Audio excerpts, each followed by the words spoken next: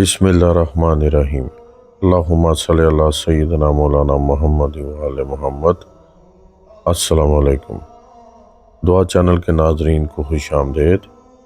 ناظرین، آج کا ہمارا وظیفہ اللہ تعالیٰ کے دو خوبصورت اسماء مبارکہ یا غفارو اور یا غفورو پر مشتمل ہے۔ ان دونوں اسماء مبارک کے تحت 3 تعریفیں ذکر کی جاتی ہیں۔ امام حلیمی رحمۃ اللہ علیہ فرماتے ہیں، الغفور جل جلالہ وہ ہے جو اپنے گناہ گار بندوں کی بہت زیادہ پردہ پوشی فرماتا ہے اور اس کی معافی اس کی پکڑ سے بھی زیادہ ہے۔ الغفور جل جلالہ وہ ہے جو بہت زیادہ بخشنے والا ہے، اور مغفرت کا مطلب یہ ہے کہ اللہ تعالیٰ بندے کے گناہوں سے درگزر فرما کر اس کو اس عذاب سے بچا لیں جس کا وہ مستحق ہو چکا تھا۔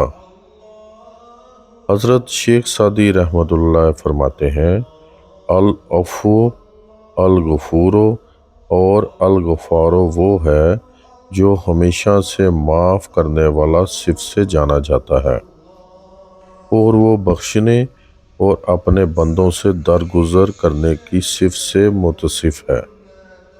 ہر کوئی اس کی معافی اور بخشش کا محتاج ہے، جیسا کہ اس کی رحمت اور احسان کا محتاج ہے۔ اللہ تعالیٰ نے بخشش اور معافی کا وعدہ اس شخص سے کر لیا ہے جو بخشش کے اسباب پورے کرے۔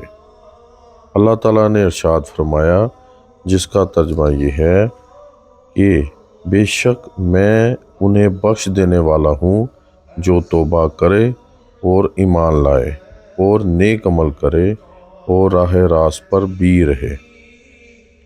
اللہ تعالیٰ کا نام الغفار اس لیے ہے کہ وہ اپنے بندوں کے گناہوں کو چھپا دیتا ہے۔ چھپا دینے کا مطلب یہ ہے کہ جس طرح ہم لوگ گندی قابل نفرت چیزوں پر مٹی ڈال دیتے ہیں، اسی طرح اللہ پاک ہماری آلودگیوں کو اپنی بخشش اور بخشائش سے دور فرما دے۔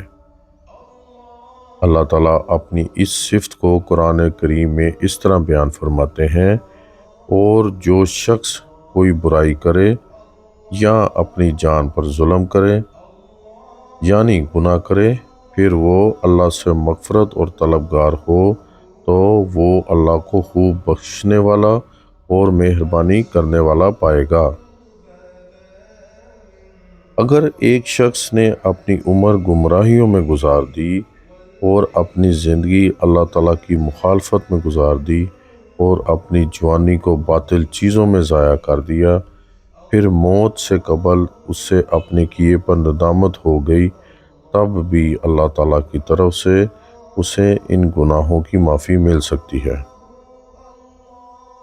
قرآن کریم میں الغفور کا استعمال 91 مرتبہ آیا ہے، اور اس میں مبارکہ الغفار قرآن کریم میں 5 مرتبہ آیا ہے۔ اللہ تعالیٰ کے 3 صفاتی نام ہیں، غافر معاف کرنے والا، غفور بہت معاف کرنے والا، اور غفار کا مطلب ہے بہت زیادہ معاف کرنے والا۔ قرآن مجید میں انسان کے لیے 3 الفاظ استعمال ہوئے ہیں، ظالم ظلم کرنے والا، ظلوم بہت ظلم کرنے والا، اور ظلام بہت زیادہ ظلم کرنے والا۔ اس سے معلوم ہوا کہ انسان کا ظلم کسی طرح کا بھی ہو، اس کے بالمقابل الغفار جل جلالہ کی مغفرت موجود ہے۔ اللہ تعالیٰ سے فقط مانگنے کی بات ہے۔ اگر انسان ظالم ہے تو اس کا رب غافر ہے، اور اگر انسان ظلم ہو جائے یعنی بہت ظلم کرنے والا ہو تو اس کا رب غفور ہے، اور اگر گناہوں میں انسان اتنا بڑھ جائے کہ ظلام بن جائے یعنی بہت زیادہ ظلم کرنے والا بن جائے، تو اس کا رب غفار ہے۔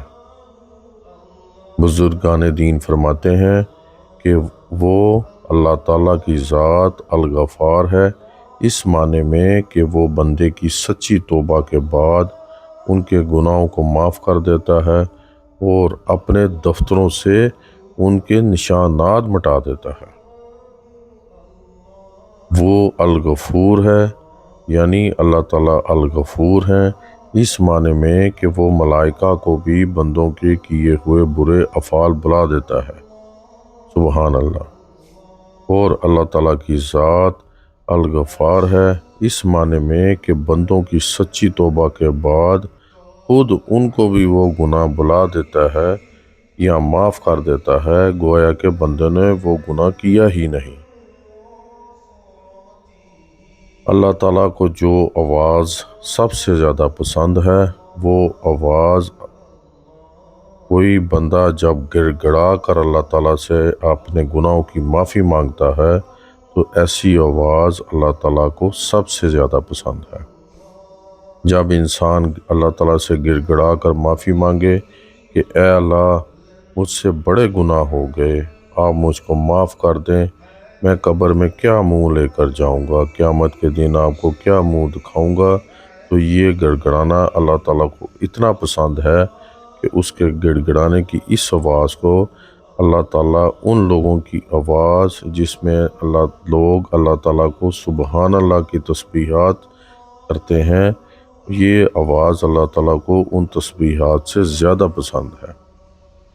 حدیث قدسی میں آیا ہے کہ گناہ گاروں کا رونا، آہ و بکا کرنا، گڑ گڑانا مجھے تسبیح پڑھنے والوں کی سبحان اللہ کی آوازوں سے زیادہ پسند ہے۔ تو ناظرین، آپ آج کا وظیفہ نوٹ فرمائیں۔ آپ نے یا غفورو اور یا غفارو کی تسبیح اول اور آخر 7 مرتبہ درود شریف کے بعد ہر نماز کے بعد 300 مرتبہ پڑھنی ہے۔